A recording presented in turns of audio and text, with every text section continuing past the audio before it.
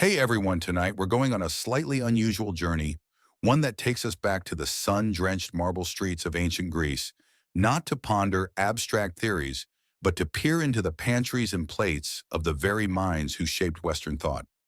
Imagine yourself just for a moment not lounging in your bed, but reclining on a cushioned couch at a bustling symposium.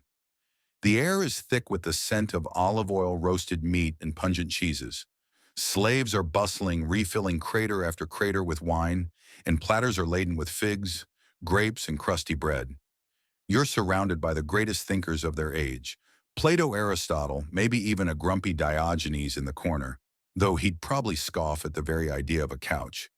And honestly, with the hygiene standards of the day, you probably wouldn't survive the night without at least a mild stomach upset, let alone the philosophical hangover. So before you get comfortable, take a moment to like the video and subscribe, but only if you genuinely enjoy what I do here. Let me know where you're listening from and what time it is for you right now. Your likes and follows help this channel grow, and they let me know you're keen for more journeys like this one. Now dim the lights, maybe turn on a fan for that soft background hum, and let's ease into tonight's journey together. You've just arrived at a symposium, the quintessential ancient Greek gathering where men and occasionally select women would feast, drink, and engage in lively philosophical discourse. This wasn't just a dinner party, it was a ritualized event, a core part of Athenian social and intellectual life. A mainstream historical fact is that the basic diet of ancient Greeks, regardless of their philosophical bent, was largely based on what historians call the Mediterranean triad. Grains primarily barley, olives, and olive oil, and grapes and wine. You see these staples everywhere around you, baskets overflowing with dark, crusty bread, small bowls of glistening olives, and the omnipresent wine flowing freely from large mixing bowls called craters. Now, for a quirky tidbit, while meat was consumed especially during festivals or by the wealthy, it wasn't an everyday staple for most Greeks. Vegetables, legumes, and dairy products like cheese were far more common. So while you might spot a roasted lamb leg being carved at a particularly lavish symposium, the typical philosopher's plate was likely far more humble. Think less steakhouse and more peasant's stew. It's almost like they were ahead of their time, leaning into a plant-based diet before it became trendy, though probably not for the same reasons. Historians still argue whether the limited availability of meat for the common Greek fostered a natural inclination towards vegetarianism among certain philosophical schools, or if it was primarily a deliberate ethical choice. Perhaps it was a convenient alignment of both. You watch as a slave offers you a small flat bread. It's rough, probably made from barley and surprisingly dense. Alongside it, there's a dish of what looks like seasoned lentils and a few dried figs. This is the yin staple sustenance that fueled the greatest minds of antiquity. They weren't dining on elaborate gourmand creations. Their bodies were built on the very earth they theorized about. The conversation around you buzzes arguments over the nature of justice, intertwining with discussions about the texture of the bread.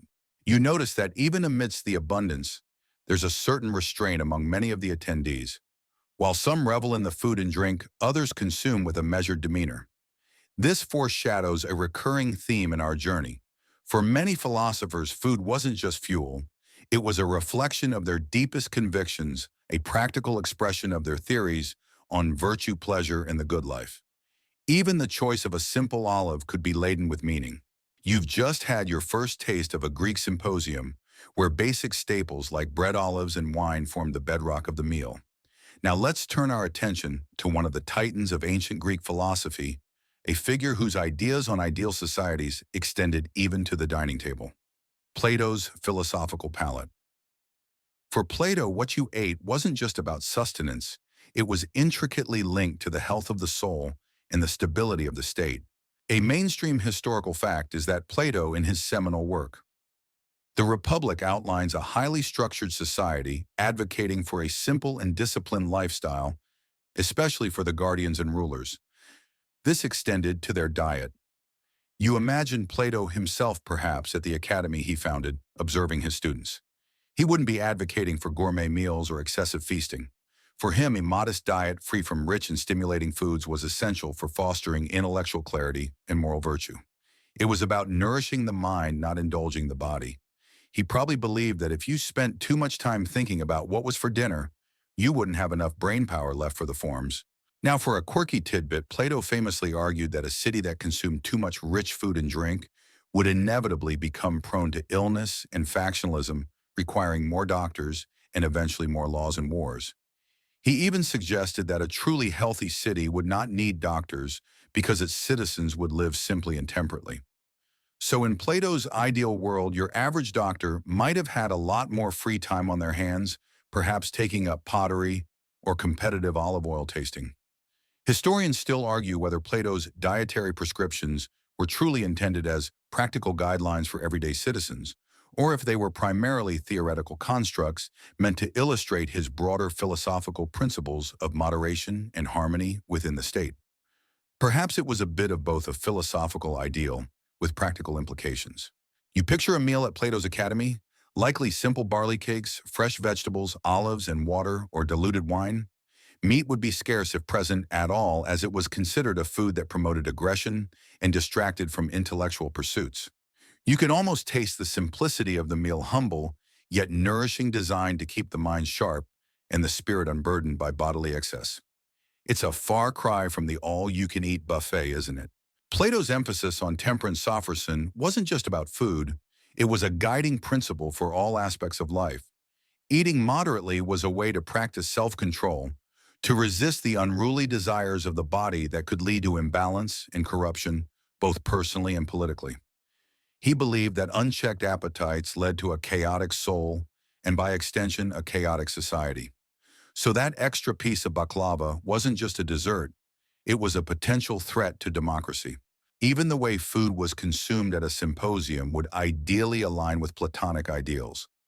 While some symposia could devolve into drunken revelry, Plato advocated for measured conversation and intellectual stimulation, with wine consumed sparingly and diluted. The focus was meant to be on the logos reason, not the gastronomy. For Plato, food was a tool for living well, not an end in itself. You've just pondered Plato's disciplined approach to dining, where a simple meal was meant to sharpen the mind, not dull it. Now let's consider his most famous student, a man who believed in balance above all else. Aristotle's balanced bites. For Aristotle, often referred to as the philosopher of common sense, food wasn't about rigid asceticism or utopian ideals, but about finding the virtuous mean in everyday consumption. A mainstream historical fact is that Aristotle, in his ethical treatises, particularly the Nicomachean Ethics, championed the concept of the golden mean, the idea that virtue lies in finding a balance between two extremes, excess and deficiency. You can almost see him strolling through the Lyceum, lecturing his peripatetic students, his gaze thoughtful as he considers a plate of food. For him, this principle applied directly to eating and drinking. Too much food gluttony was a vice, but so was too little starvation or extreme deprivation. The virtuous path lay in consuming just enough in moderation, recognizing the body's needs without succumbing to its whims. It's like Goldilocks, but with more syllogisms. Now, for a quirky tidbit, Aristotle wasn't just a philosopher. He was also a keen observer of the natural world, a proto-biologist who classified species and studied animal physiology. This scientific curiosity extended to human health and diet. He believed that what one ate should be appropriate to one's age, constitution, activity level, and even the season. So a young athlete would eat differently from an elderly scholar, and a winter meal might differ from a summer one. He was in a rudimentary sense an advocate for personalized nutrition centuries before macros became a thing. Historians still argue whether Aristotle's detailed observations of diet were purely empirical, based on his biological studies, or if they were subtly influenced by the prevailing medical theories of the time regarding humors and bodily balance. Perhaps it was a pragmatic synthesis of both. You imagine a meal at Aristotle's Lyceum. It would likely be varied but unpretentious. While Plato might frown upon meat, Aristotle, ever the pragmatist, acknowledged its place in the diet, as long as it was consumed in moderation. He wasn't advocating for a vegan lifestyle out of principle, but for a sensible approach to available resources. You might see a moderate portion of fish, some lentils, fresh vegetables, and of course, bread and olives. The wine would be diluted, but not to the extreme of water.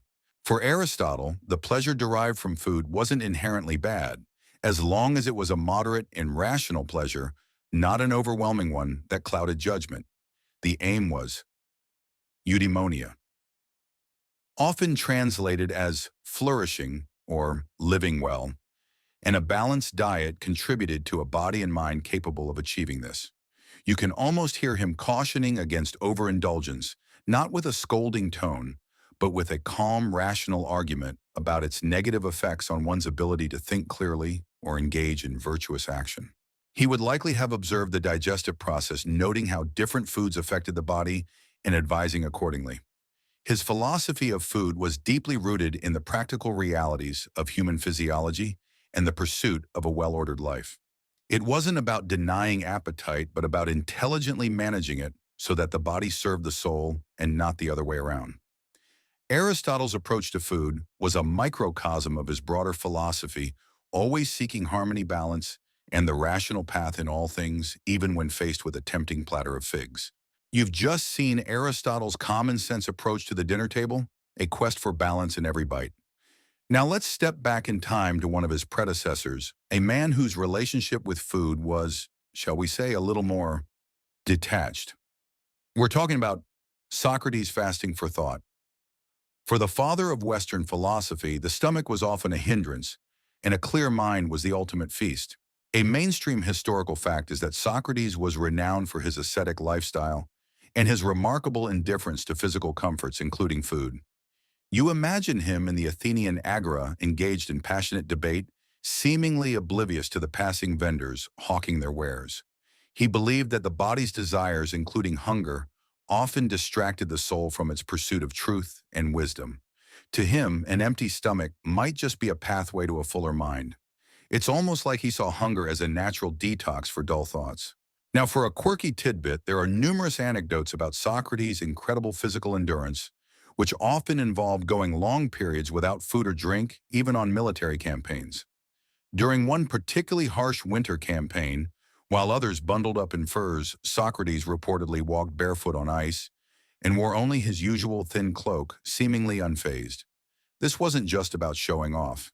It was a practical demonstration of his philosophical commitment to self-mastery and the idea that true happiness came from within, independent of external circumstances, including a growling stomach. Historians still argue whether his reported fasting was a deliberate regular practice or more of an occasional, situational demonstration of his philosophy. Perhaps it was a legend that grew from his undeniable stoicism. You might wonder then, what did Socrates actually eat? The answer is as little as possible and whatever was simplest and most readily available. His diet was the epitome of one bare-bones sustenance. Think basic barley bread, a few olives, maybe some cheese and water. Luxuries were not just avoided, they were actively disdained as impediments to the soul's journey. You picture him accepting a handful of olives with quiet grace, finding sufficient nourishment in the most humble of provisions. He probably thought gourmet cooking was just a waste of good thinking time. For Socrates, the purpose of food was purely functional to keep the body alive and capable of serving the mind. Any pleasure derived from eating was secondary or even counterproductive if it led to excess or attachment. He famously said, "Eat to live, not live to eat," a maxim that pretty much sums up his entire dietary philosophy. It's a stark contrast to our modern foodie culture, isn't it? No Instagramming of his meals, that's for sure. His indifference to food was also a powerful statement against the consumerism and materialism he saw in Athenian society. By demonstrating that one could live a rich intellectual and moral life with very little, he challenged the conventional wisdom that equated wealth and abundance with happiness. You observe him unburdened by possessions or culinary cravings, embodying a radical freedom that stemmed from his mastery over his own desires. Socrates' dietary habits weren't quirky for quirkiness' sake. They were a living, breathing extension of his profound philosophy. You've just witnessed Socrates' remarkable, almost defiant indifference to food, a testament to his focus on the intellectual. Now prepare yourself for a philosophical dietary quirk that remains one of the most perplexing and enduring mysteries of ancient Greece, the Pythagorean bean ban. For the followers of Pythagoras, A simple legume held immense, almost mystical power, making its consumption utterly taboo. A mainstream historical fact is that Pythagoras, the mathematician and philosopher best known for his theorem, also founded a philosophical and religious community in Croton, Magna Graecia, southern Italy.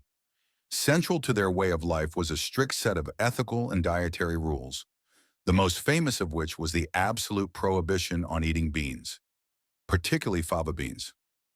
You imagine a Pythagorean disciple face paling at the mere mention of a bean as if it were the most forbidden fruit imaginable.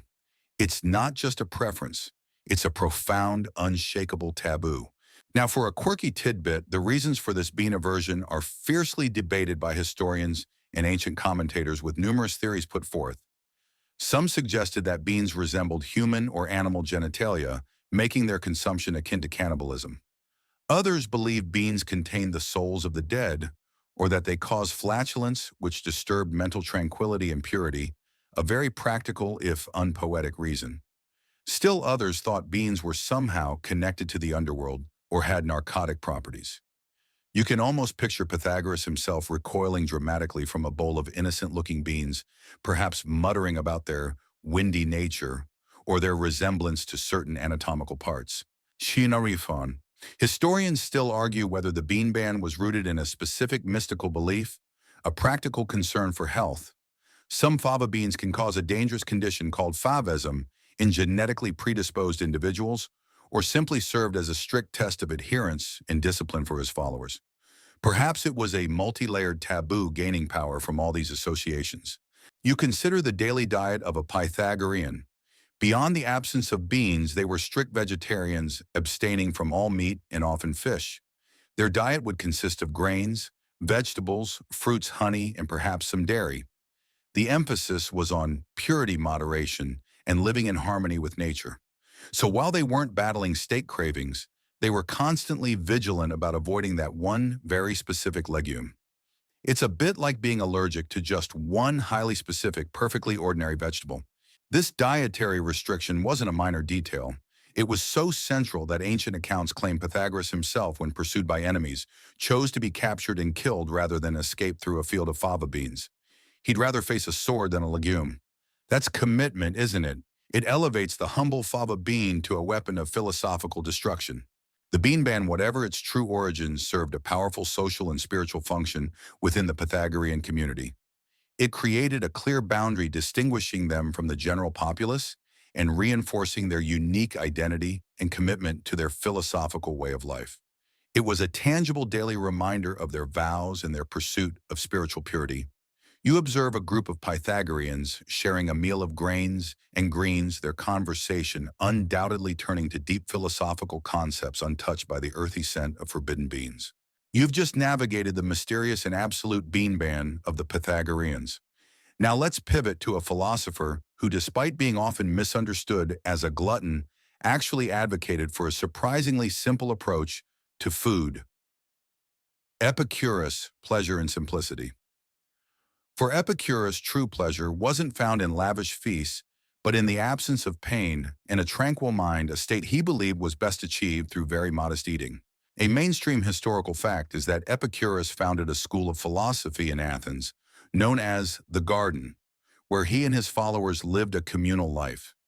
Despite the popular misconception that Epicurean means someone devoted to luxurious living and gourmet food, Epicurus himself actually promoted a life of moderation and simplicity.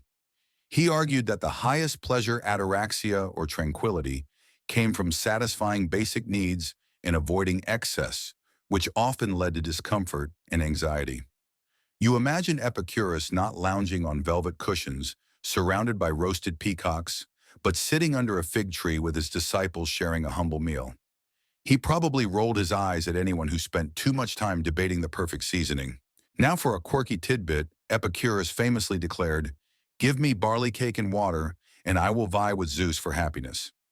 This wasn't just rhetoric. It was a genuine reflection of his belief that once basic hunger was satisfied, additional elaborate food didn't truly increase pleasure, but often led to indigestion, longing for more, or social complications. He even suggested that the pleasure of fine foods was fleeting, while the memory of a simple, satisfying meal could bring lasting joy. So if you ever feel guilty about eating plain oatmeal for dinner, just tell yourself you're being an Epicurean. Historians still argue whether Epicurus's emphasis on simple pleasures was a genuine philosophical insight into human happiness, or if it was partly a pragmatic adaptation to the limited resources available in his communal garden setting. Perhaps it was a convenient alignment of philosophy and practicality.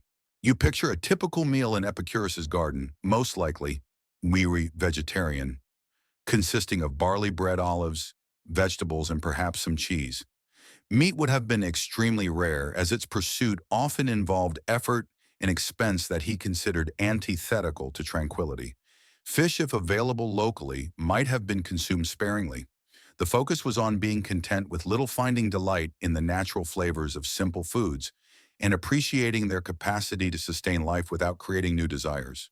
For Epicurus, the greatest pleasure in eating came from relieving hunger and thirst, not from indulging in endless culinary delights. Once those basic needs were met, further consumption offered diminishing returns, often leading to pain, like overeating, or anxiety, like craving something you couldn't have. His philosophy encouraged self-sufficiency and independence from external circumstances, including elaborate meals. He believed that the wise person could be perfectly content with bread and water because the true source of happiness lay within. So the next time you hear Epicurean, remember it's not about Michelin stars and truffle oil. It's about finding profound satisfaction in the quiet simplicity of a well-baked barley cake and a cool cup of water, a lesson in contentment that still resonates today. You've just rediscovered the true meaning of Epicurean delight, finding joy in a simple barley cake. Now let's dive into a group of philosophers who took dietary simplicity, or rather dietary deprivation, to an entirely different level: the cynics foraging for freedom. For these radical thinkers, rejecting conventional comforts, especially food, was a defiant act of liberation. A mainstream historical fact is that the Cynic philosophers, founded by Antisthenes and most famously embodied by Diogenes of Sinope, advocated for a life lived in accordance with nature, rejecting societal conventions, possessions, and even basic decorum. You imagine a cynic, perhaps clad only in a rough cloak, foraging by the side of a road, utterly unconcerned with what anyone thinks. For them, a meal wasn't something to be prepared or enjoyed. It was simply a necessity to be fulfilled in the most direct, unadorned way possible. He wouldn't just turn his nose up at a fancy dish, he'd probably throw it back at the server. Now, for a quirky tidbit, Diogenes, the quintessential cynic, famously lived in a large ceramic jar, often translated as a tub or barrel, in the Athenian agora. His meals were often whatever he could beg or find, eaten without ceremony.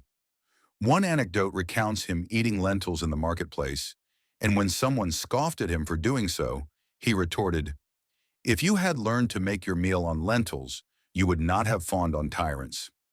It's a culinary mic drop, if ever there was one.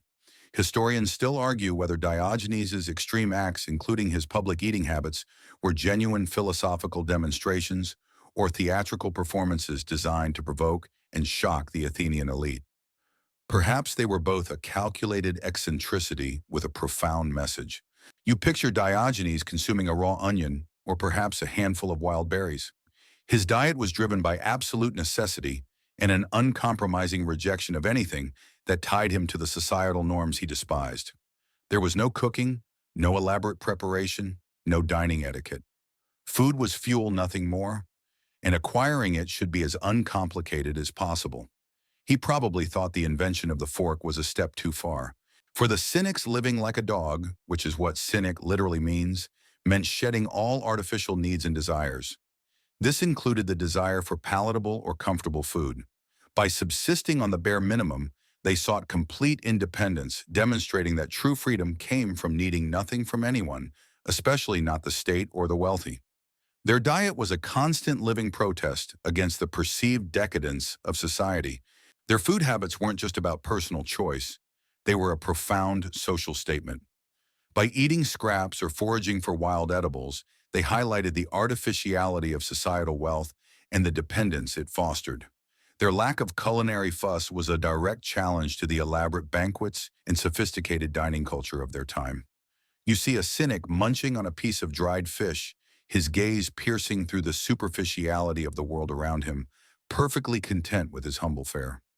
Their philosophy of food was one of radical self-sufficiency, stripping away all but the most basic requirements for survival. You've just witnessed the stark, defiant dietary minimalism of the cynics who found freedom in foraging. Now let's explore another philosophical school that valued self-sufficiency and resilience, but perhaps with a bit more pragmatism than outright provocation, the Stoics enduring edibles. For a Stoic, food was fuel, a means to maintain health and virtue, consumed without attachment to pleasure or pain. A mainstream historical fact is that Stoicism, a philosophy founded by Zeno of Citium, emphasized living in harmony with reason and nature, accepting what cannot be controlled, and cultivating virtue, wisdom, justice, and courage. You imagine a Stoic philosopher, perhaps Epictetus or Seneca, facing a meager meal with the same calm equanimity as a grand feast. For them, the quality or taste of the food was largely irrelevant. What mattered was its ability to sustain the body so the mind could pursue its higher purpose.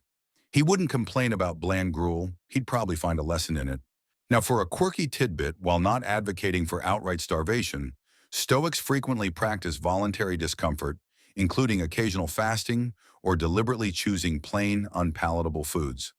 Seneca, a prominent Roman Stoic, encouraged periodically practicing poverty by eating simple, cheap food and wearing rough clothes. This wasn't about punishment. It was about demonstrating to oneself that happiness didn't depend on external luxuries, preparing for hardship, and appreciating basic sustenance. So the next time you're faced with a slightly burned piece of toast, you can tell yourself you're just channeling your inner Stoic. Historians still argue whether this practice of voluntary discomfort was a widespread regular part of Stoic life, or if it was more of an aspirational ideal for the most devoted adherents. Perhaps it was a pedagogical tool meant to sharpen one's appreciation for the essential. You picture a Stoic's meal likely very simple and unadorned. Think coarse bread, olives, lentils, and water. Meat would be consumed only out of necessity, not for pleasure or indulgence. The emphasis was on nutritional adequacy rather than culinary delight. The Stoic would eat precisely what was needed to maintain health and energy for their philosophical pursuits and civic duties, no more, no less. There was no fuss, no drama, just quiet, efficient consumption. For the Stoics, the goal was to achieve apatheia, not meaning apathy in the modern sense, but a state of freedom from disruptive passions and emotional disturbance. Excessive attachment to food or craving for specific flavors was seen as a weakness that could lead one astray from rational action. By cultivating indifference to gustatory pleasure, they strengthened their willpower and reinforced their control over their desires. You observe a Stoic eating his expression calm and composed, seemingly unaffected by the taste or texture of his humble fare. Their philosophy on food was practical and resilient. It prepared them for any circumstance, allowing them to endure scarcity without complaint and enjoy abundance without attachment. They taught that true wealth wasn't in what you consumed, but in your freedom from needing it. The Stoic, through their enduring edibles, demonstrated a powerful form of self-mastery that extended even to the simplest act of eating. You've just explored the Stoic philosophy of enduring edibles, where resilience was the main ingredient. Now let's turn our attention from philosophers to the father of medicine, whose revolutionary insights on diet profoundly influenced not just health practices, but also philosophical thought on the body and its relationship to sustenance. Hippocrates and food as medicine. For Hippocrates, what you ate wasn't just about survival. It was the foundation of health and the first line of defense against illness. A mainstream historical fact is that Hippocrates, living around the 5th and 4th centuries BCE, is widely considered the most outstanding figure in the history of medicine. He shifted medical practice from religious and magical explanations to rational observation and a systematic approach. Central to his teachings was the idea that food is medicine and medicine is food, emphasizing the power of diet to prevent and treat disease. You imagine him at a patient's bedside, not reaching for a potion, but inquiring meticulously about their eating habits. He probably believed that a good cook was just as important as a good surgeon, perhaps even more so. Now, for a quirky tidbit, Hippocrates and his followers developed the theory of the four humors. blood phlegm, yellow bile, and black bile, which were believed to govern a person's temperament and health. Diet was seen as crucial for maintaining the balance of these humors. For instance, too much heat in the body, excess yellow bile, might be countered by consuming cooling foods like lettuce or barley water. It was a complex system of balancing qualities where a cucumber wasn't just a cucumber. It was a cold, moist counterpoint to a hot, dry fever.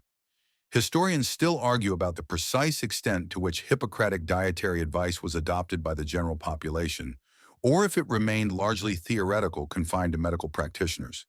Perhaps it was an aspirational ideal that influenced, but didn't completely dictate everyday eating habits. You picture a Hippocratic physician advising a patient. Their counsel would be remarkably holistic. They'd consider the patient's age, constitution, lifestyle, and the season. They'd prescribe specific foods not just for their nutritional value, but for their perceived qualities, hot or cold, moist or dry, to restore humoral balance. So a person suffering from a fever might be given barley gruel and diluted wine, while someone with a cold might be advised to eat more warming foods. The Hippocratic Oath, which many doctors still recite today, reflects this commitment to patient well-being, and diet was fundamental to that.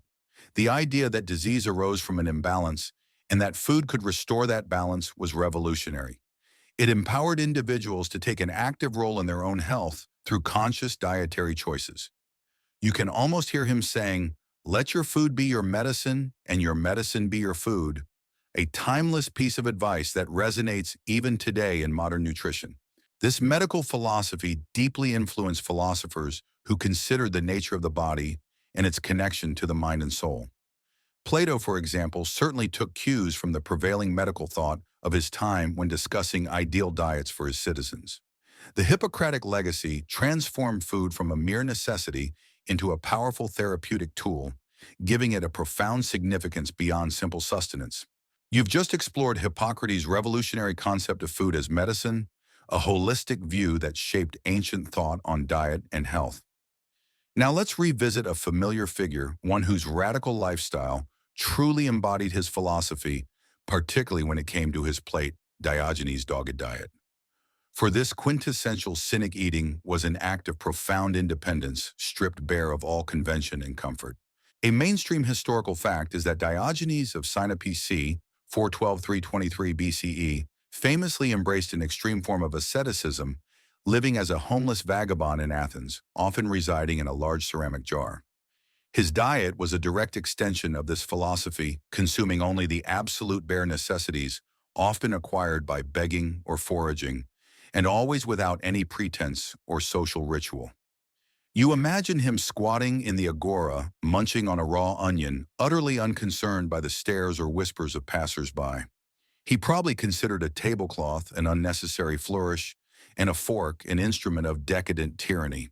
Now, for a quirky tidbit, Diogenes was known for performing bodily functions, including eating in public, defying all norms of polite society. He reportedly justified this by saying, "If it is not indecent to dine, then it is not indecent to dine in the marketplace." This wasn't just about rudeness. It was a deliberate provocation designed to expose the artificiality and hypocrisy of social conventions surrounding food and manners. He used his eating habits as a form of performance art, a living critique of Athenian society. Historians still argue whether Diogenes' extreme public behavior, including his eating habits, was primarily a genuine expression of his philosophy or a theatrical strategy designed to shock and gain attention. Perhaps it was a calculated performance that deeply reflected his core beliefs. You picture Diogenes' daily fare, typically barley groats, often unground and mixed with water, forming a simple mush. Lentils were another common staple as they were cheap and easily acquired. Onions and garlic, foraged or begged, provided strong flavors and basic nutrients. Dried figs, or wild berries if available, would have been a rare sweet treat. He scorned prepared dishes, finding them fussy, and a source of unnecessary dependence on others. His meals were about survival, not satisfaction in the conventional sense. For Diogenes, every meal was a lesson in self-sufficiency and freedom from desire. By demonstrating that he could live contentedly on the simplest, cheapest, and most readily available provisions, he asserted his independence from the social and economic systems that trapped others in a pursuit of superficial comforts. His diet was a constant, visible manifestation of his philosophy of autarkia, or self-sufficiency. You see him chewing slowly, his gaze sharp and unyielding, silently challenging the values of everyone around him. He was the ultimate eat local advocate, but with a twist, his local was wherever he happened to be, and his ingredients were whatever nature or charity provided. His famous retort about the lentils, remember that, from section 7, perfectly encapsulates his dietary philosophy. Food was a tool for independence, not a source of pleasure that could make one subservient. Diogenes' dogged diet was not just quirky, it was a radical and enduring statement about what it truly means to be free. You've just left Diogenes, the ultimate dietary minimalist, contemplating his radical freedom. Now let's go back even further in time before the major philosophical schools solidified to a collection of figures whose wisdom was foundational for Greek thought. The Seven Sages' Simple Sustenance. These early wise men, known more for their practical maxims than elaborate theories, also often exemplified a modest approach to food. A mainstream historical fact is that the Seven Sages were a group of prominent lawgivers, statesmen, and philosophers from the 7th and 6th centuries BCE, revered for their practical wisdom and aphorisms, such as "Know thyself" or "Moderation in all things." You imagine them not in academic robes, but as figures of authority and common sense, dispensing advice that often touched on prudent living, which naturally included diet. Their sustenance wasn't about philosophical dogma, but practical, everyday wisdom. They probably believed that fussing over food was a waste of perfectly good time that could be spent dispensing sagely advice. Now, for a quirky tidbit, while not as extreme as the Cynics or Pythagoreans, the sages were generally portrayed as living modest lives, shunning extravagance. Bias of Prane. One of the seven sages reportedly said that a man should order his life as if he would live for a long time and at the same time as if he would die soon. This applied to his diet, two simple, wholesome foods that sustained him without excess, acknowledging both the daily need and the brevity of life. It's like they were the original proponents of eat real food, not too much, mostly plants, before Michael Pollan even had a glimmer in his eye. Historians still argue whether the perceived simplicity of the sages' diets was an actual historical reality for all of them, or if it was partly a later idealized portrayal reflecting classical Greek values of moderation. Perhaps it was a mixture of both where ideal met practical necessity. You picture a meal fit for one of the seven sages: plain barley cakes, fresh or dried figs, a handful of olives, and perhaps some cheese from goat or sheep's milk. Water or very diluted wine would be their drink. Meat would be rare, reserved for sacrifices or special occasions, as was common for most Greeks. Their diet reflected the agrarian realities of their time and the value placed on self-sufficiency and unpretentiousness. It wasn't about deprivation for its own sake, but about living practically and virtuously. For these early thinkers, the connection between a simple diet and a clear mind was probably intuitive rather than philosophically reasoned in a complex way. A body not burdened by heavy digestion or the pursuit of rich flavors was a body more attuned to the nuances of wisdom and governance. Their culinary choices were a quiet demonstration of their broader ethical principles. You see them gathered, perhaps sharing a rustic meal, their conversation turning to matters of statecraft and human nature unhindered by elaborate courses. The seven sages, through their understated dietary habits, provided an early template for philosophical eating in Greece: moderation, practicality, and a focus on essentials. They laid the groundwork for later philosophers who would formalize these ideas, proving that wisdom could indeed be found on a simple plate. You've just seen the simple, practical sustenance of the seven sages, a quiet foundation for Greek dietary philosophy. But ancient Greece wasn't all solemn contemplation and barley cakes. There was also the dazzling, often decadent side of Athenian life, and philosophers found themselves navigating the world of feasting follies. How did a man dedicated to wisdom handle a banquet designed for indulgence? A mainstream historical fact is that Athenian society, especially among the wealthy elite, enjoyed elaborate banquets and symposia that could involve multiple courses, rich foods, and copious amounts of wine. You imagine yourself at one such feast, the air thick with the aroma of roasted meats, exotic spices for the time, and perfumed oils. There are platters piled high with honeyed pastries, delicate fish, and perhaps even dormice, a delicacy for some. This was a far cry from Socrates' raw onion, let me tell you. Now, for a quirky tidbit, some philosophers use these very occasions of excess as opportunities to demonstrate their philosophical principles. Plato, in his Symposium, portrays Socrates as drinking everyone else under the table, yet remaining perfectly sober and intellectually sharp, proving his self-mastery. Others, like Epicurus, might attend, but deliberately choose the simplest fare, using the abundance to highlight their contentment with little.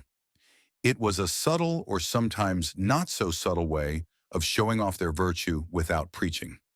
Imagine a philosopher politely declining a third helping of roast boar, and instead engaging the gluttonous host in a debate on the nature of desire. Historians still argue whether these philosophical performances at banquets were genuinely about demonstrating virtue, or if they sometimes bordered on theatricality for the sake of reputation. Perhaps it was a mixture of both, a blend of sincere belief and public image management. You watch a philosopher, perhaps a Stoic, navigate the array of rich foods. He might take a small portion of each dish, tasting it without apparent delight or disdain, engaging in conversation rather than gorging. His focus remains on the intellectual exchange, treating the food merely as background. He's probably thinking, all this fuss for something that's just going to end up as, well, you know. The philosophical challenge at these feasts wasn't just about what they ate, but how they reacted to temptation. It was a test of their self-control, their adherence to moderation, and their ability to remain unswayed by external pleasures. A true philosopher, in their view, could remain virtuous even amidst the most lavish displays of material indulgence.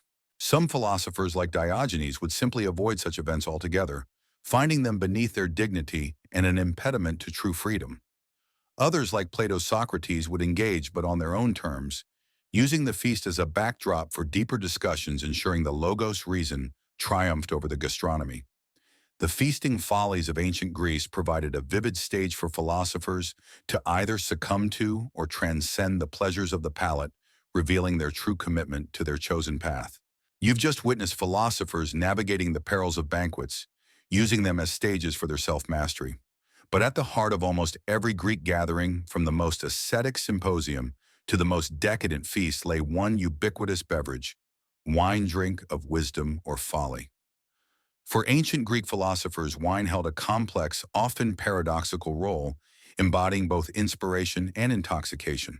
A mainstream historical fact is that wine was the most common alcoholic beverage in ancient Greece and was rarely consumed undiluted. Water quality was often unreliable, so wine, often mixed with water in varying proportions, in a large mixing bowl called a crater, was a safer and more palatable drink.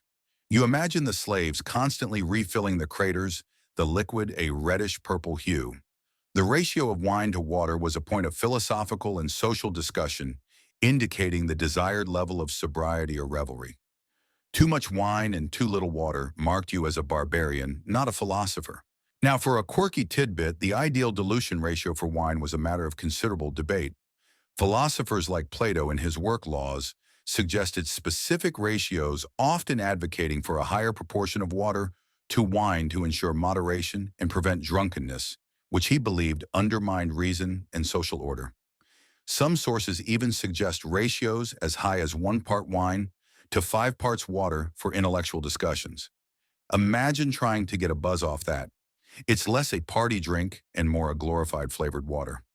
Historians still argue whether the precise dilution ratios discussed in philosophical texts were strictly adhered to in practice, or if they represented an ideal that was often ignored in the heat of a lively symposium. Perhaps it was a prescriptive ideal, often honored in the breach. You picture a philosopher, perhaps Aristotle, holding a shallow, Kylix drinking cup. He sips thoughtfully, his conversation flowing, but his mind remaining clear. The wine, even diluted, would offer a subtle shift in mood-loosening tongues and encouraging spirited debate.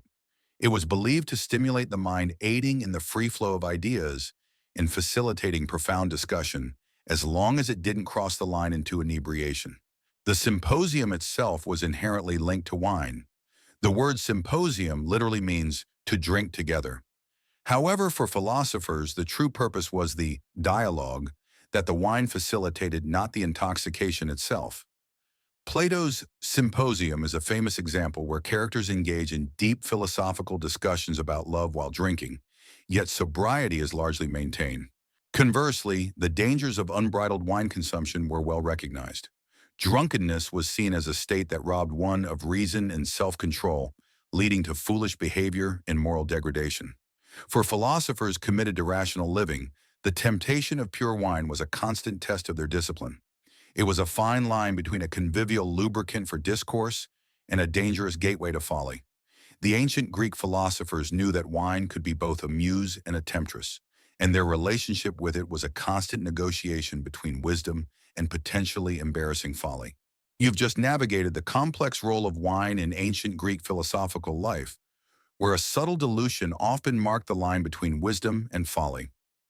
Now let's uncork one of the most persistent and ethically charged dietary debates that spanned various philosophical schools: meat or not vegetarian debates. For many Greek thinkers, the question of consuming animal flesh was not just a matter of taste, but of profound moral, spiritual, and practical concern. A mainstream historical fact is that while meat was part of the ancient Greek diet, especially for the wealthy, and during festivals, it was not the daily staple it is in many modern societies. Most Greeks ate a predominantly plant-based diet out of necessity and economic reality. You imagine a philosophical discussion perhaps under a shady olive tree where the merits of a vegetarian diet are passionately argued. For some, abstaining from meat was a deeply held conviction, a practice that set them apart. He probably thought ordering a steak was just asking for a lecture. Now, for a quirky tidbit, the most famous advocates for vegetarianism were the Pythagoreans, not only for their mysterious bean ban, but also due to their belief in the transmigration of souls, metempsychosis. They feared that eating meat meant consuming a soul that might have once been human, or at least sentient, making it akin to cannibalism. Imagine trying to explain that at a barbecue. This spiritual conviction led to a complete avoidance of animal flesh, making them some of the earliest and strictest vegetarians in Western history. Historians still argue whether the Pythagorean vegetarianism was solely driven by their belief in metempsychosis, or if it also had roots in health concerns or a desire for purity that predated the transmigration theory. Perhaps it was a multifaceted decision that became a hallmark of their sect. You consider the various arguments philosophers put forth. For some, like Epicurus, vegetarianism was a practical choice that promoted tranquility by simplifying life and avoiding the effort and anxiety associated with acquiring and preparing meat. It was about minimizing pain and maximizing simple contentment.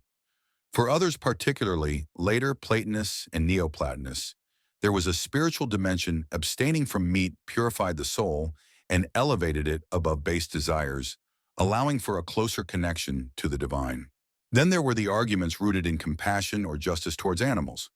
While not as widespread or formalized as modern animal rights movements, some philosophers questioned the ethics of inflicting suffering on sentient beings for pleasure or unnecessary sustenance. You might hear a thoughtful debate about the nature of animal consciousness, even as a roasted pig turns on a spit nearby. Despite these philosophical arguments, the majority of Greeks, including many philosophers, likely consumed meat when it was available, albeit in moderation. Aristotle, ever the pragmatist, saw meat as a natural part of the human diet. Socrates, as we've seen, was largely indifferent to what he ate as long as it sustained him. The vegetarian debate, therefore, wasn't about imposing a universal rule, but about individual philosophical choices that reflected deeper convictions about morality, health, and the nature of the soul. The question of meat or not was a personal philosophical statement, a quiet or sometimes very vocal act of allegiance to a specific way of thinking about the world and one's place within it. You've just explored the ancient vegetarian debates where the choice of meat or not was a profound philosophical statement. Now let's get back to basics, to the absolute cornerstone of the ancient Greek diet, the very substance that fueled their thoughts and sustained their lives. Bread, the staff of life. For philosophers and lay people alike, bread was more than just food. It was sustenance, culture, and connection. A mainstream historical fact is that bread primarily made from barley was the most fundamental and universally consumed food in ancient Greece. Wheat was more expensive and less common, often reserved for special occasions or the very wealthy. You imagine a rustic Greek kitchen, the earthy scent of baking barley loaves filling the air. This coarse dark bread was the literal foundation of almost every meal eaten with olives, cheese, or vegetables. You feel the rough texture of a barley loaf in your hand, dense and satisfying, knowing that this simple staple fueled Socrates' debates and Plato's grand theories. Now, for a quirky tidbit, while barley bread was common, different regions and social classes had variations. The poorest might eat a very coarse, unleavened barley cake, almost like a hard tack, while the slightly better off might have leavened barley bread. Wheat bread, when available, was considered superior and whiter, signifying status. Some philosophers, like the Cynics, would deliberately choose the coarsest, cheapest bread available to emphasize their detachment from material desires, essentially turning their daily bread into a philosophical statement. Imagine Diogenes scoffing at a fluffy white loaf, preferring his gritty, honest barley cake. Historians still argue whether the dietary choices of philosophers regarding bread were always a conscious philosophical statement, or if they often simply reflected their economic realities, with the philosophy providing a convenient justification. Perhaps it was a practical choice elevated to a virtue. You consider the preparation of bread. It was often baked in communal ovens or at home in simple clay ovens. The process from grinding the grain to kneading the dough was laborious and fundamental to daily life. For philosophers, this connection to the earth and the basic necessities of life might have reinforced their understanding of natural principles and the simple sustenance required by the body. You almost hear the rhythmic thump of grain being ground, a timeless sound. Bread wasn't just for eating alone, it was often the vehicle for other foods. Olives, cheese, and even stews would be scooped up with pieces of bread. It served as a plate utensil and the main course all in one. It was the great unifier on the ancient Greek plate, consumed by everyone from the lowliest slave to the loftiest philosopher. The symbolism of bread was also profound. It represented life sustenance and the bounty of the earth.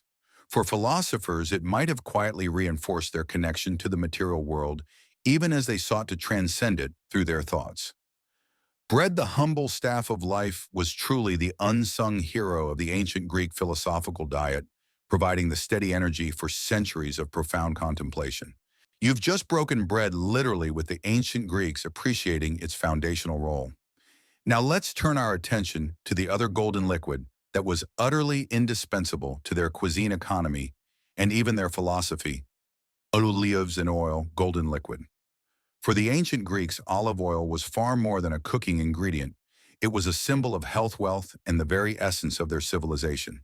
A mainstream historical fact is that olive oil was a cornerstone of the ancient Greek diet and economy. It was used for cooking, as a condiment, as a fuel for lamps, as soap, and even as a liniment for athletes. You imagine stepping into an olive grove under the bright Mediterranean sun, the silvery green leaves shimmering in the heat. For philosophers, the olive tree, with its longevity and bountiful fruit, embodied enduring wisdom and resilience. He probably thought that debates went smoother when everyone had a good drizzle of olive oil on their bread.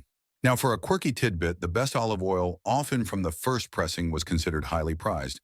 But there were also various grades down to very coarse oil used for lamps or less refined purposes.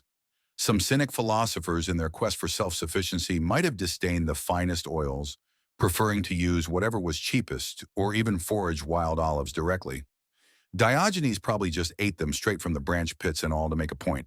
Historians still argue whether the perceived health benefits of olive oil were fully understood by the ancients, or if its widespread use was primarily due to its abundance and versatility.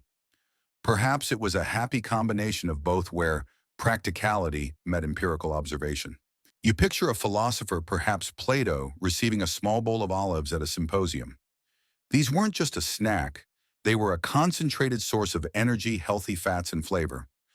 Drizzling olive oil over bread or vegetables was a simple yet profoundly satisfying way to enhance a humble meal. The rich, peppery taste would have been a familiar comfort, a taste of home and hearth.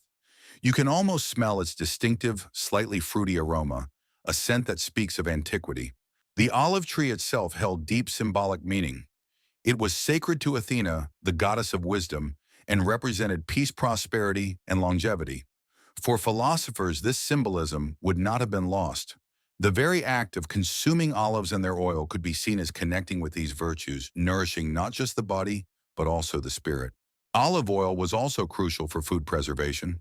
Storing foods in oil was a common method to extend their shelf life, especially for items like cheese or certain vegetables. This practical application further solidified its indispensable role in their diet.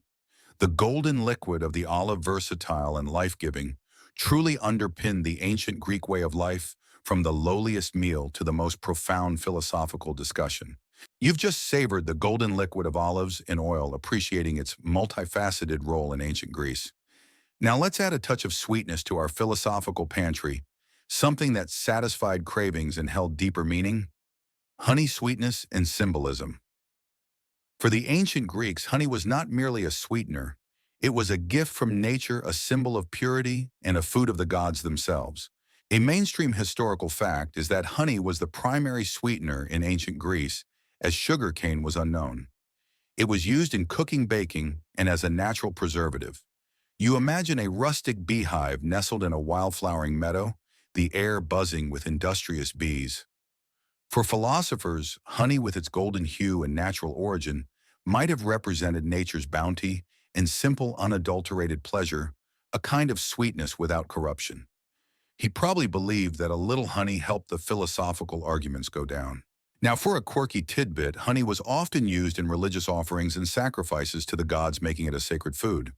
There were also beliefs that honey had medicinal properties used to treat ailments or as a wound dressing. Some myths even claim that bees were divine creatures and that honey itself possessed mystical qualities. So a spoonful of honey wasn't just a tasty treat, it might have been seen as a tiny communion with the divine or a dose of natural healing. Historians still argue whether the widespread reverence for honey was purely symbolic and religious, or if its practical, medicinal, and nutritional benefits were fully understood and appreciated by the ancients. Perhaps it was a blend of spiritual awe and pragmatic application. You picture a philosopher, perhaps Epicurus, enjoying a small piece of barley cake drizzled with honey. For Epicurus, this simple sweetness would exemplify his philosophy of finding pleasure in moderation and simplicity. The natural, unadulterated taste of honey would be far more appealing than any complex artificial concoction. It's a pure delight directly from the earth. You can almost feel its sticky sweetness on your tongue, a concentrated taste of sunshine. Honey was also a crucial ingredient in many ancient Greek desserts and pastries, often made with flour and nuts. These sweet treats, while perhaps not daily fare for the most austere philosophers, would have been present at symposia and festivals, offering a contrast to the savory staples. Beyond its culinary uses, honey's symbolism resonated with philosophical ideas of natural perfection and the bounty of the earth. The orderly, industrious nature of bees might even have been seen as a metaphor for a well-ordered society or a disciplined mind. The philosopher consuming honey could contemplate not just its taste, but its origin and its deeper meaning. Honey, the golden sweetness, was a multifaceted food that nourished the body, delighted the senses, and subtly fueled philosophical reflection in ancient Greece. You've just experienced the sweet symbolism of honey, a natural delight for body and mind. Now let's dive into another significant component of the ancient Greek diet, one particularly prevalent for those near the expansive coastline, fish and seafood diets.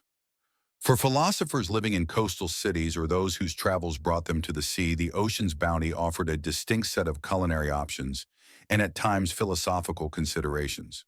A mainstream historical fact is that ancient Greece, with its long coastline and numerous islands, relied heavily on the sea for sustenance. Fish, shellfish, and other marine creatures were a common and often affordable source of protein for many Greeks. You imagine the bustling fish markets of Piraeus, the port of Athens, filled with the salty tang of the sea and the shouts of vendors. For coastal philosophers, a meal could easily feature grilled fish or a stew made with various seafood. He probably knew the best place to get a fresh catch, assuming he wasn't too busy contemplating the depths of the ocean.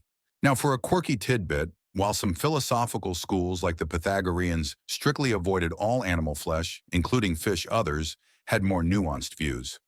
Epicurus, despite his general preference for simplicity and vegetarianism, reportedly was not entirely averse to fish, particularly small, easily acquired varieties. He once famously wrote to a friend asking for a pot of cheese that when I like, I may feast to the full, but also mentioning the pleasure of simple fish. This suggests that while grand feasts were out a modest portion of fish for variety and contentment, was not necessarily forbidden by his pursuit of tranquility. Historians still argue whether Epicurus's occasional consumption of fish was a pragmatic allowance given the coastal environment, or if it indicated a philosophical distinction between the ethical implications of consuming land animals versus aquatic ones. Perhaps it was a practical flexibility within his broader philosophy. You picture a philosopher, perhaps one enjoying a retreat by the sea, partaking in a simple meal of freshly caught sardines, grilled over an open fire accompanied by bread and olives. The simplicity of preparation and the directness of sourcing from nature would appeal to many philosophical ideals of self-sufficiency and natural living. You can almost smell the subtle smokiness and the fresh scent of the sea emanating from the plate. The availability of fish also meant that in some regions it served as a more regular protein source than land animals, which were often reserved for sacrifice or wealthier tables. This made fish a common and accessible food for a broader spectrum of society, including many philosophers who lived modest lives.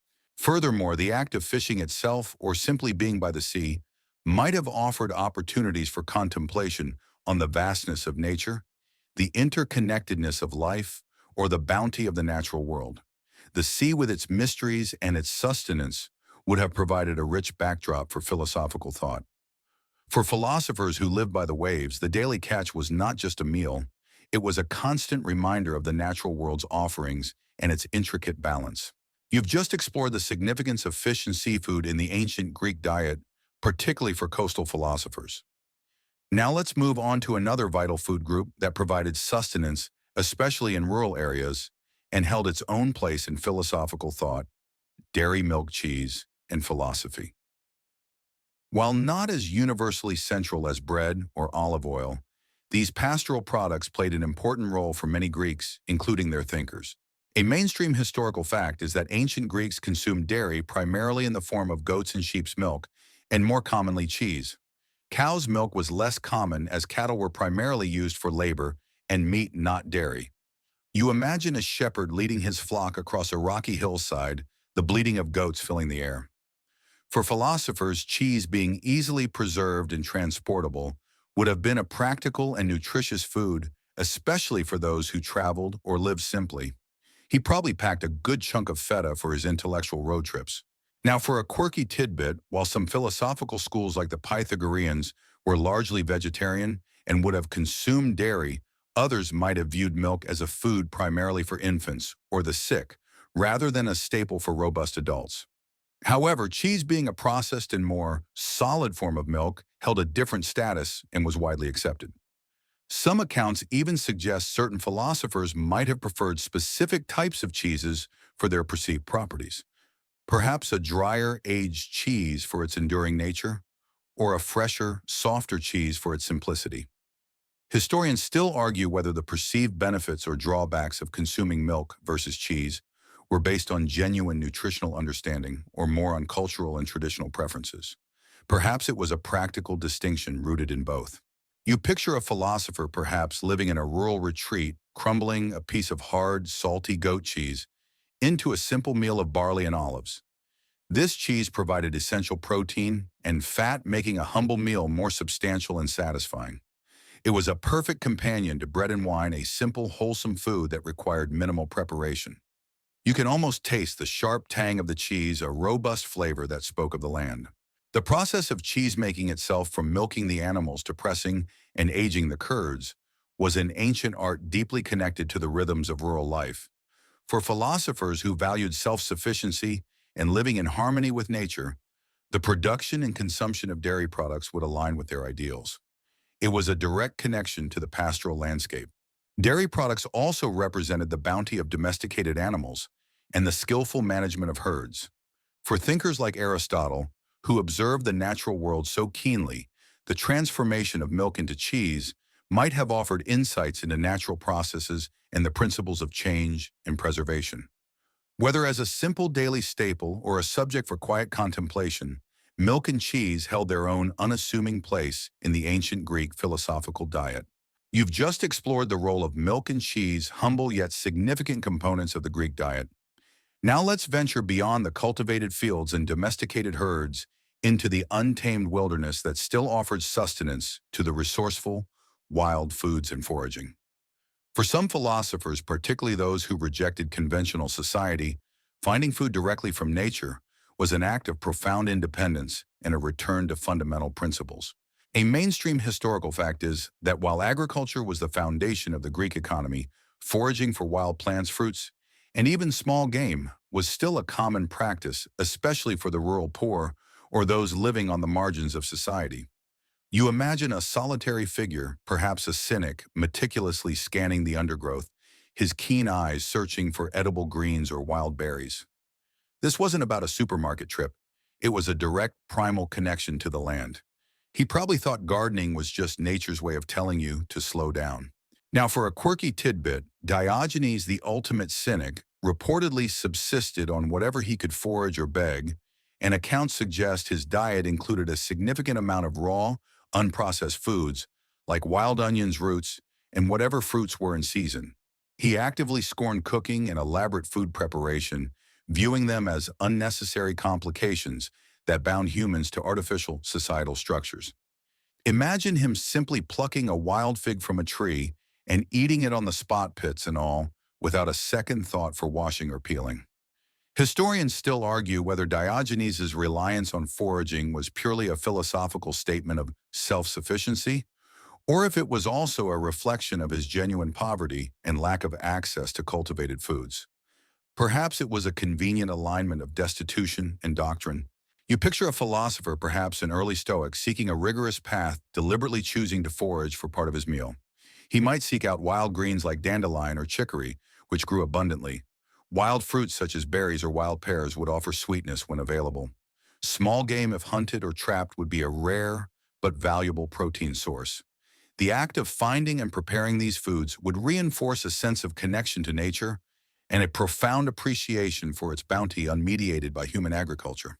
For these philosophers, foraging was more than just acquiring food. It was a physical manifestation of their rejection of luxury and dependence. By needing nothing from markets or complex social systems, they felt truly free. It underscored their belief that a virtuous life could be lived with the bare minimum directly from the earth.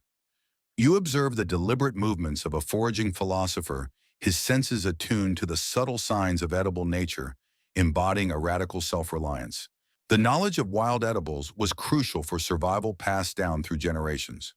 For philosophers who emphasize living in accordance with nature, understanding and utilizing these resources would be a practical expression of their principles. The wild foods diet of certain ancient Greek philosophers was a powerful testament to their commitment to freedom, simplicity, and a direct, unmediated relationship with the natural world. You've just seen how foraging connected some philosophers to raw nature and radical independence. Now let's delve deeper into a deliberate choice made by various thinkers, one that often dictated their food habits with extreme prejudice: asceticism's influence on diet. For many ancient Greek philosophers, denying the body's appetites, especially hunger, was a direct path to intellectual clarity, moral purity, and spiritual elevation. A mainstream historical fact is that asceticism, the practice of severe self-discipline and abstention from all forms of indulgence, typically for religious or spiritual reasons, was present in various forms throughout ancient Greek thought. You imagine a philosopher not just choosing simple foods, but actively imposing strict limitations on himself, perhaps even enduring hunger for extended periods. This wasn't about weight loss. It was about gaining mastery over the body's desires to free the mind for higher pursuits. He probably saw a craving for dessert as a personal challenge to be overcome, not a sweet temptation. Now, for a quirky tidbit, while philosophers like Socrates were famous for their indifference to food, some later schools influenced by Pythagorean or Platonic ideas might have practiced specific forms of fasting or ritualistic abstinence from certain foods beyond just meat or beans. For instance, some might avoid all cooked foods or restrict themselves to a single meal a day, regardless of physical exertion. It was a rigorous training for the soul, using the body as a proving ground. Imagine a philosopher explaining to a perplexed host why he's only eating raw cabbage. Historians still argue whether the intensity and widespread nature of ascetic dietary practices were primarily a means to achieve spiritual enlightenment, or if they were also a pragmatic way to cope with scarcity or differentiate philosophical groups from the mainstream. Perhaps it was a complex interplay of spiritual aspiration and practical survival. You picture a philosopher embracing this austere diet. His meals would be intentionally sparse, perhaps just a handful of barley, some water, and a few olives. The deliberate avoidance of rich flavors, varied textures, or even satisfying quantities was key. It was about teaching the body to be content with little to silence the clamor of desire and to demonstrate the soul's superiority over the flesh. You almost feel the faint gnawing of hunger, a constant companion that for the ascetic became a tool for discipline rather than a source of suffering. The philosophical rationale behind dietary asceticism was often rooted in the belief that the body and its appetites could distract or even corrupt the soul. By subduing physical urges, one could achieve a clearer mind, better suited for deep thought contemplation in the pursuit of truth. It was a form of purification, both physical and spiritual. This deliberate self-denial wasn't about self-punishment in a purely negative sense. It was about self-empowerment. By showing oneself that one could indeed live without luxury, without constant indulgence, a philosopher gained immense inner freedom and a profound sense of self-control. The ascetic's diet was a powerful silent sermon on the virtues of temperance and the liberation found in detachment from material comforts. You've just witnessed how asceticism rigorously shaped the diets of some philosophers, turning self-denial into a path to enlightenment. Now let's consider a broader, less extreme way that philosophical principles permeated the very act of preparing and sharing food, philosophy in the kitchen. For ancient Greek thinkers, the kitchen wasn't just a place for cooking. It was a space where their ideas on community moderation and nature could be put into practice. A mainstream historical fact is that while elaborate professional kitchens existed for the wealthy, many Greek households, including those of philosophers, would have had simple cooking setups, and open hearth clay pots, and basic utensils. You imagine a humble kitchen within a philosophical school like Epicurus's garden, or even a philosopher's modest home. The focus wouldn't be on culinary artistry, but on simplicity, efficiency, and preparing food that nourished the body without excess. He probably thought too many ingredients just complicated things, just like too many variables in a logical argument. Now, for a quirky tidbit, some philosophical communities, particularly those emphasizing communal living, might have had specific practices around food preparation that reflected their values. For example, the sharing of tasks, grinding grain, kneading dough, gathering vegetables, would reinforce egalitarian principles. The preparation itself might be deliberately simple to avoid distractions from philosophical discourse, or perhaps to emphasize the natural flavors of ingredients over complex seasonings. Imagine a group of students calmly preparing a communal meal, their conversation flowing from the task at hand to the nature of justice, the rhythmic chopping of vegetables a backdrop to their thoughts. Historians still argue whether the simplicity of food preparation in philosophical households was solely due to economic necessity, or if it was a deliberate philosophical choice to minimize complexity and focus on essentials. Perhaps it was a convenient marriage of practicality and principle. You picture the ingredients being handled: fresh vegetables from the garden, barley for bread, perhaps some olives and cheese. The emphasis would be on using fresh seasonal produce, reflecting a connection to the rhythms of nature, a common theme in Greek philosophy. The cooking methods would be basic: boiling, roasting over embers, perhaps baking in a simple oven. There would be no fancy sauces or intricate garnishes. The food was meant to be wholesome and straightforward. You can almost smell the earthy aroma of simmering lentils, a comforting and unassuming scent. For philosophers, the act of preparing and sharing a meal could be a practical lesson in temperance and self-sufficiency. Learning to cook simple, nourishing food meant not relying on others for indulgence, but taking responsibility for one's own sustenance. Sharing the meal in turn fostered community and reinforced bonds, embodying principles of friendship and shared pursuit of wisdom. Even the discussions that might arise during food preparation could be philosophical. Debates about the best way to cook lentils, Not that there are many really, or the ideal ratio of water to wine in the communal crater could easily pivot into broader discussions about moderation, natural law, or the virtues of a simple life. The kitchen, far from being just a utilitarian space, became another arena for philosophical inquiry, demonstrating that even the most mundane task could be imbued with deeper meaning. You've just seen how philosophy subtly influenced the preparation of food even in the humble kitchen. Now let's go directly to the source, to a place where philosophical ideals literally took root and blossomed into sustenance. Philosophers' gardens. Grow your own. For many ancient Greek thinkers, cultivating their own produce wasn't just a practical necessity, it was an act imbued with deep philosophical meaning, a living laboratory for their ideas. A mainstream historical fact is that many ancient Greek households, especially outside crowded urban centers, maintained small gardens for vegetables, herbs, and fruits. For philosophical schools like Epicurus's garden in Athens, or even Plato's academy, having a dedicated plot of land was central to their way of life. You imagine Epicurus himself perhaps tending to a small patch of lettuce or pulling up radishes, his hands in the soil. This wasn't a gentleman's hobby. It was a hands-on connection to the source of their most basic needs, a tangible expression of self-sufficiency. He probably thought that if you wanted to truly understand growth, you had to get your knees dirty. Now, for a quirky tidbit, the act of gardening was often seen as a metaphor for cultivating the soul. Just as one carefully tended to plants removing weeds and providing nourishment, so too should one cultivate virtue in the soul, rooting out vices and fostering good habits. The regular rhythm of planting, tending, and harvesting mirrored the disciplined life advocated by many philosophers. Imagine a stoic monk pulling weeds, not just clearing the garden, but meditating on the removal of negative thoughts from his mind.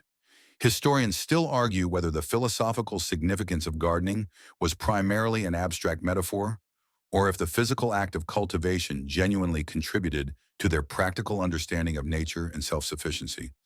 Perhaps it was a powerful dual purpose, enriching both body and mind. You picture a philosopher's garden, modest yet productive. There would be rows of leafy greens like lettuce and cabbage root, vegetables such as carrots and radishes, and legumes like lentils and chickpeas. Herbs for seasoning and medicine would be abundant. Small fruit trees, figs, olives, pomegranates, would provide seasonal bounty. The beauty was in its utility, a living pantry. You can almost smell the rich, damp earth and the fresh scent of growing things, a calming aroma.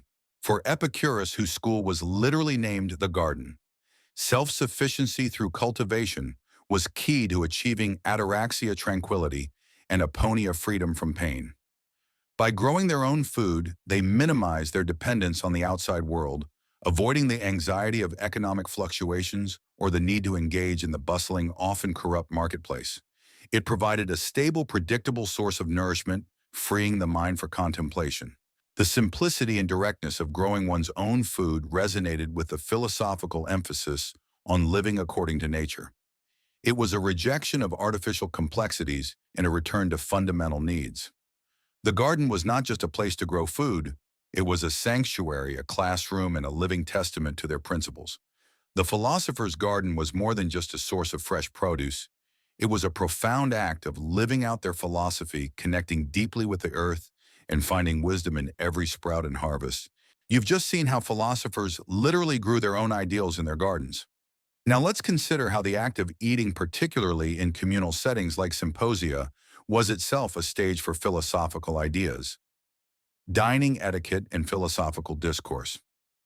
For ancient Greek thinkers, the way you behaved at the table, just as much as what you ate, was an extension of your philosophical principles.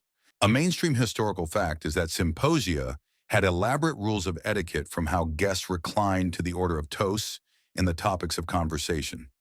You imagine yourself at a symposium, not just observing the food, but the intricate social dance around it. For philosophers, these rules were not mere superficialities. They were opportunities to demonstrate self-control, reason, and social harmony. He probably thought that arguing with your mouth full was the ultimate philosophical faux pas.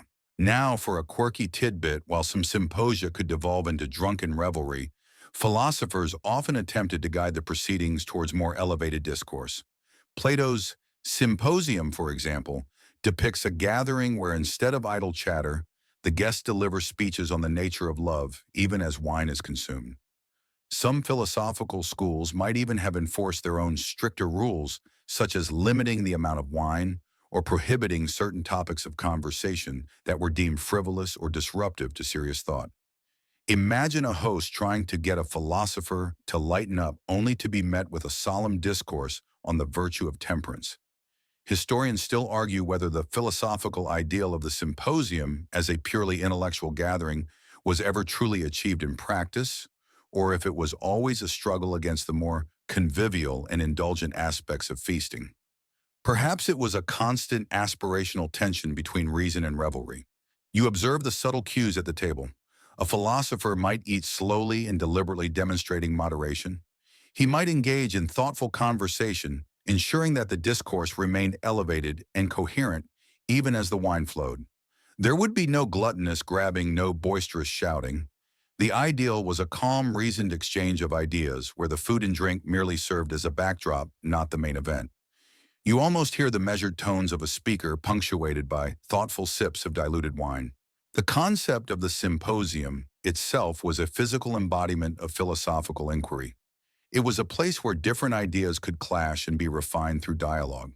The shared meal, therefore, was not just about physical sustenance, but about intellectual nourishment, a communal act of seeking truth. The philosopher's ability to maintain composure, clarity of thought, and polite engagement amidst food and drink was a direct reflection of their mastery over their appetites and their commitment to rational discourse. Even the act of offering food or drink and accepting it was imbued with social and philosophical meaning. It was an act of hospitality, of shared humanity, and an opportunity to practice gratitude and moderation. Dining etiquette for the ancient Greek philosophers was far more than just manners. It was a living demonstration of their ethical principles, turning every shared meal into a potential lesson in virtue. You've just observed how dining etiquette was a subtle stage for philosophical virtue. Now let's explore an even deeper connection between their plates and their profound ideas. Food as metaphor for life. For ancient Greek philosophers, the most basic act of eating and the various foods they consumed were rich sources of analogy, helping them to illustrate complex concepts about the soul, morality, and the nature of reality. A mainstream historical fact is that Greek philosophers frequently used analogies from everyday life to explain abstract concepts. Food, being universally understood and experienced, provided a fertile ground for such metaphors. You imagine a philosopher perhaps gesturing towards a piece of bread or a cup of wine, drawing a profound lesson from its humble presence. He probably thought that if you couldn't explain the universe using a lentil, you weren't trying hard enough.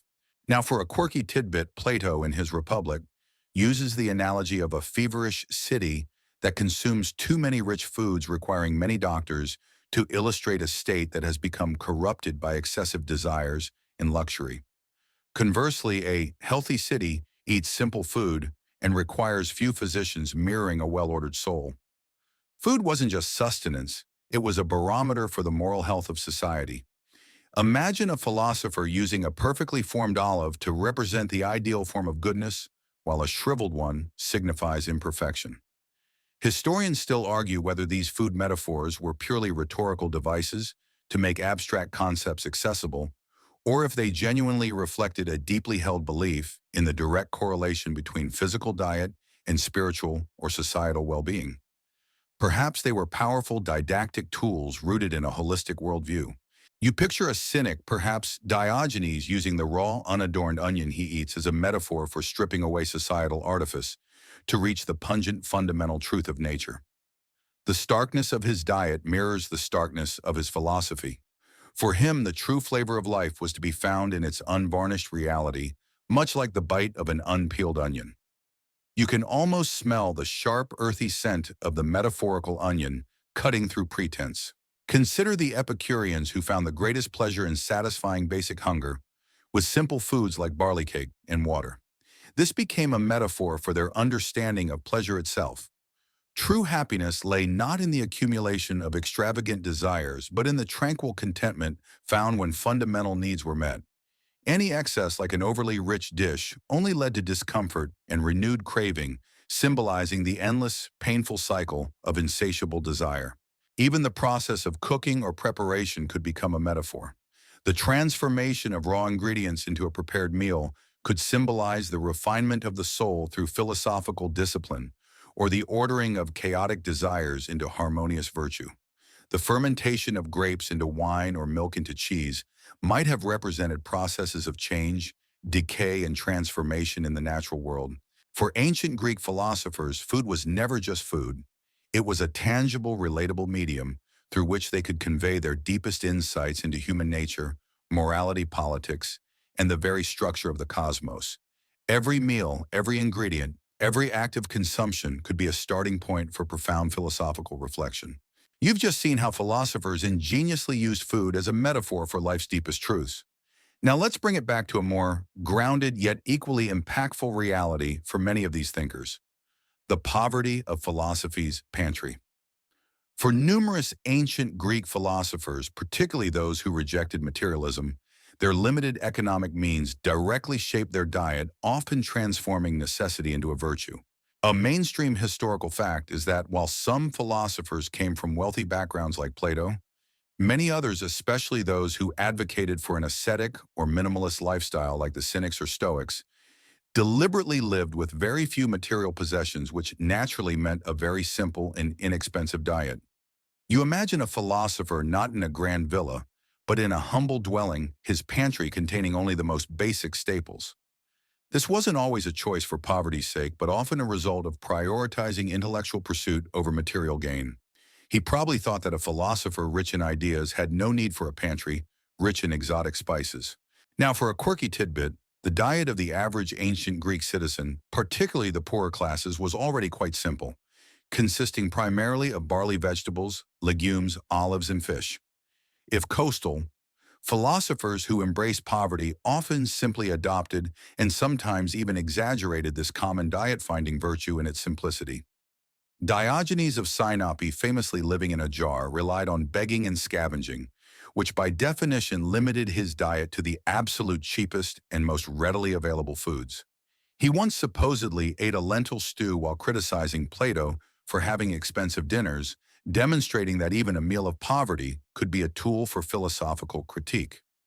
Historians still argue whether the dietary simplicity of some philosophers was solely a result of their genuine poverty, or if it was a deliberate philosophical stance that merely coincided with economic reality, allowing them to transform necessity into a virtue. Perhaps it was a convenient alignment of circumstance and conviction. You picture the typical contents of such a philosopher's pantry: a sack of worn barley flour, for simple bread or gruel, a pot of lentils or chickpeas, a jar of Dijon olives, and perhaps some dried figs for a touch of sweetness. Fresh vegetables and herbs would come directly from a small garden or be bought cheaply in the market. Meat, if consumed at all, would be an extremely rare luxury, perhaps a bit of salted fish on occasion. Their diet was dictated by necessity and affordability, making it inherently healthy and sustainable, though probably not very exciting. For these philosophers, the very act of subsisting on so little was a powerful demonstration of their detachment from worldly desires and their commitment to inner freedom. They proved that a rich intellectual and moral life was possible without material abundance. It was a silent daily sermon on the virtues of contentment with little. The contrast between their sparse meals and the opulent feasts of the wealthy elite would have been stark, serving as a constant visual critique of societal values.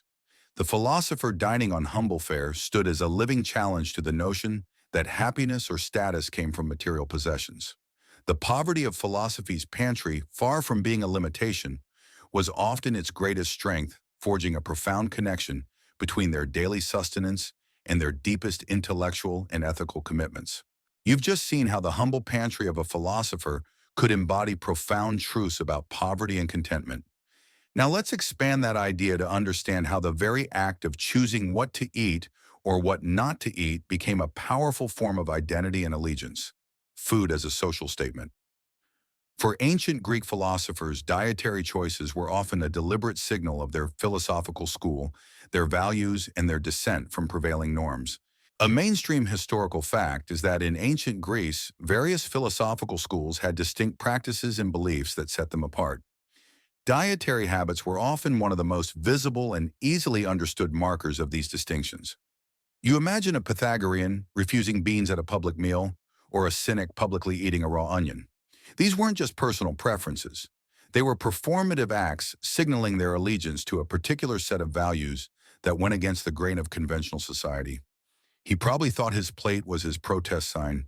Now, for a quirky tidbit, the Stoics, while generally advocating for moderation, would sometimes deliberately choose plain or even unpleasant foods when in company as a way to demonstrate their indifference to external pleasures and their mastery over their appetites. This was a subtle yet powerful social statement. I am not swayed by your delicacies. My happiness comes from within. Imagine a Stoic politely accepting a dish of boiled cabbage while everyone else enjoys roasted meats. His serene expression a silent critique of their indulgence. Historians still argue whether these dietary demonstrations were primarily intended to impress or influence others, or if they were genuinely about reinforcing personal philosophical discipline with the social impact being a secondary effect. Perhaps it was a shrewd combination of both a public performance that also served a private purpose. You picture a symposium where a Pythagorean avoids all meat and beans, while an Epicurean carefully selects only the simplest unadorned foods, and a cynic might ostentatiously eat something that others find unpalatable. Each choice sends a clear message. This is who I am. This is what I believe. This is what I value or what I reject. Food became a nonverbal language of philosophical identity. It was a visible badge of their intellectual and moral commitments. Conversely, conforming to the dietary norms of a lavish banquet could also be a statement, albeit a less radical one. A philosopher who chose to participate in a feast but did so with moderation and intellectual engagement, like Plato's Socrates, demonstrated that wisdom wasn't about complete withdrawal from society, but about engaging with it on one's own virtuous terms. The philosophical differences were often literally played out on the dining table.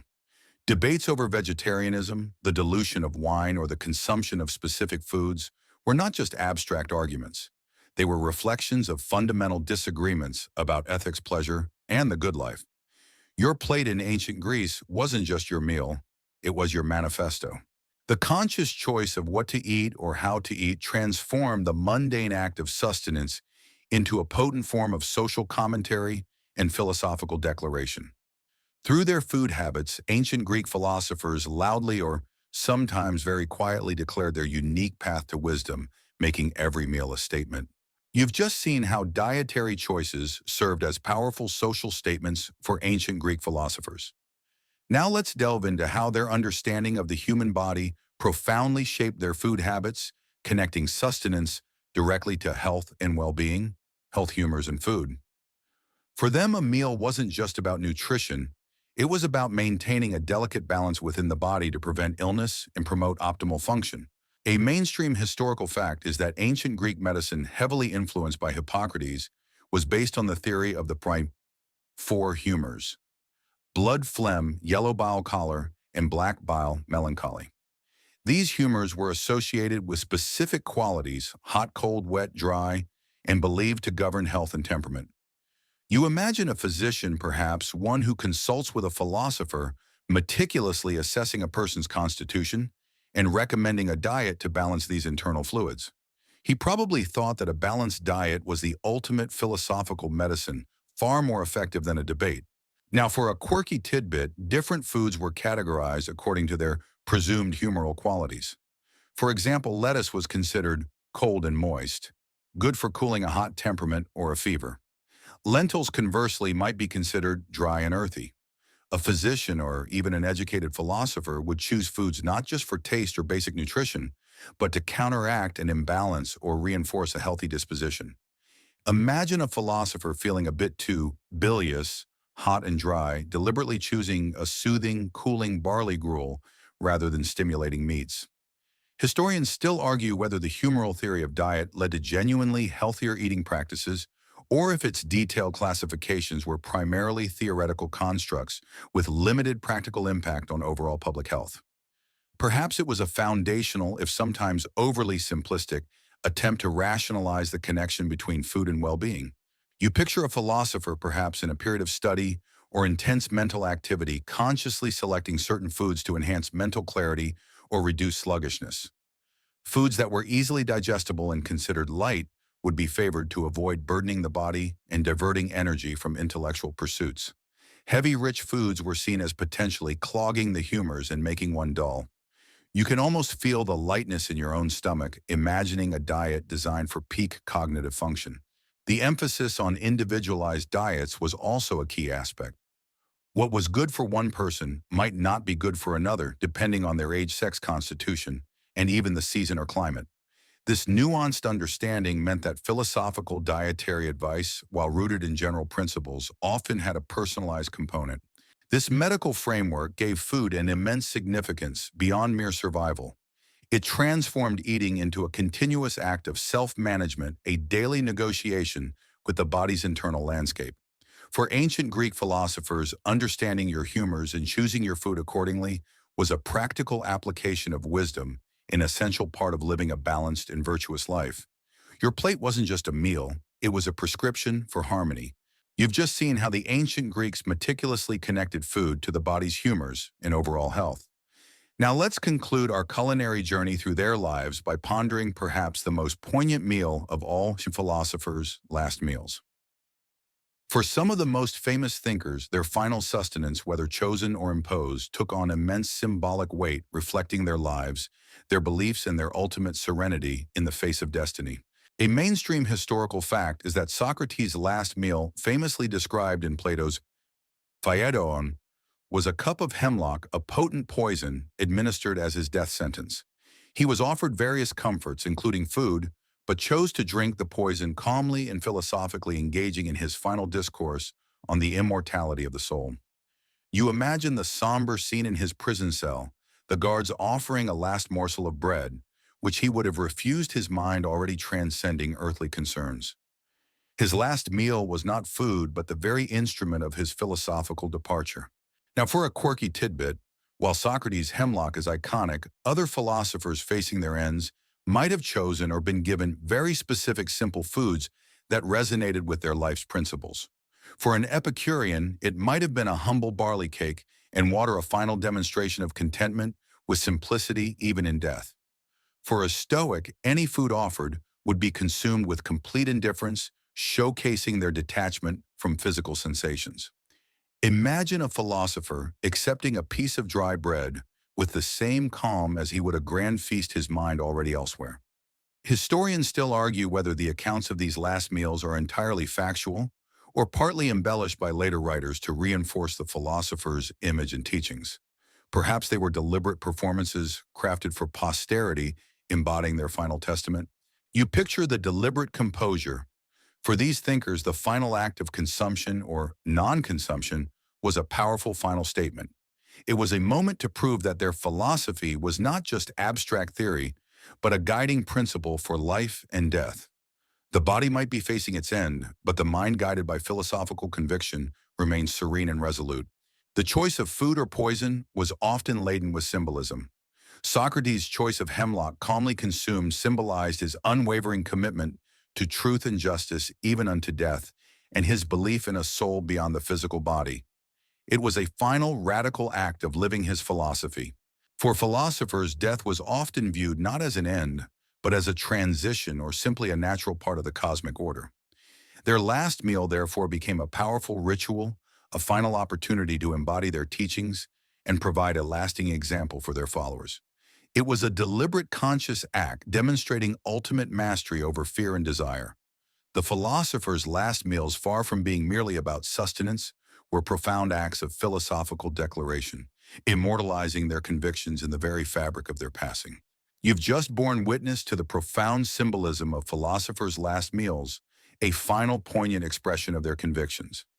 Now, as our journey through their quirky food habits draws to a close, let's reflect on what these ancient thinkers, with their barley cakes, bean bans, and philosophical banquets, can still offer us today, enduring lessons on eating.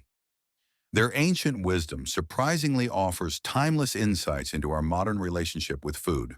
A mainstream historical fact is that contemporary society, particularly in the Western world, grapples with issues of overconsumption, processed foods, and a complex, often unhealthy relationship with diet. The ancient Greek philosophers, despite living in a world utterly different from ours, offered principles that directly address these challenges. You reflect on your own complex food choices, contrasting them with their simple staples. They probably thought our obsession with foodie culture was just a distraction from real thinking.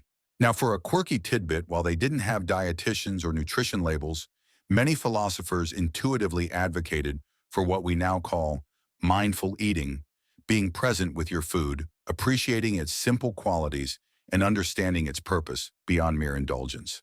The Stoics' indifference to taste, the Epicureans' contentment with little, and the Cynics' raw simplicity all point to an awareness of food as fuel and experience, rather than an endless pursuit of hedonic pleasure. Imagine a philosopher telling you to put down your phone and really taste that olive. Historians still argue whether the apparent health benefits of their diets were purely incidental to their philosophical pursuits, or if their observations on the effects of different foods implicitly guided their philosophical dietary recommendations. Perhaps it was a reciprocal relationship where philosophy informed practice and practice reinforced philosophy. You consider the Platonic ideal of moderation. In a world awash with dietary fads and extreme indulgences, his call for simple, balanced eating resonates. It's not about strict rules, but about finding harmony, avoiding excess that burdens both body and mind. It reminds us that true nourishment comes from balance, not deprivation or overabundance. Then there's Aristotle's golden mean, a practical guide to virtuous consumption. Too much, too little, both are vices. The sweet spot, the just right amount and quality leads to flourishing. This isn't a rigid diet plan, but a flexible framework for making sensible choices, adapting to individual needs and circumstances. From the Pythagoreans, we get a glimpse into the power of dietary choices as a marker of identity and a commitment to specific ethical principles. While their bean ban might seem odd, it highlights how food can embody deeper values. From the Quirky, Cynics United, we learn radical self-sufficiency and the liberation that comes from needing very little, a powerful antidote to consumerism. Their raw honesty, both in their philosophy and their pantry, challenges us to question our own dependencies. Epicurus reminds us that true pleasure isn't found in endless pursuit of novelty, but in the tranquil satisfaction of basic needs.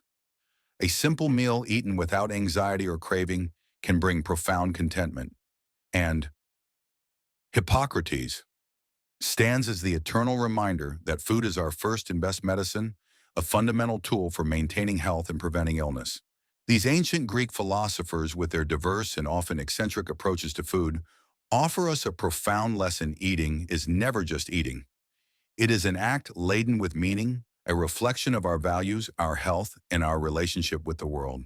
Their quirky food habits were in fact living philosophies, reminding us that wisdom can indeed be found not just in profound texts, but on a simple, well-chosen plate.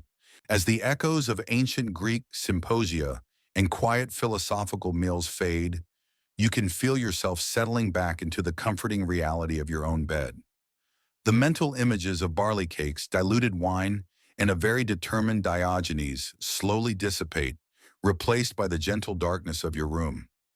The complex debates about humors and the simplicity of olive oil soften into a quiet hum in your mind. The wisdom of those ancient thinkers, however, remains. It whispers to you, suggesting that perhaps a little more mindfulness, a touch more simplicity, and a deeper connection to the true purpose of sustenance could bring a quiet harmony to your own life. Let these thoughts drift like the last embers of a campfire, leaving only warmth and a sense of peaceful understanding. Your breath is soft, even pulling you gently towards a deep and restful sleep. Sweet dreams.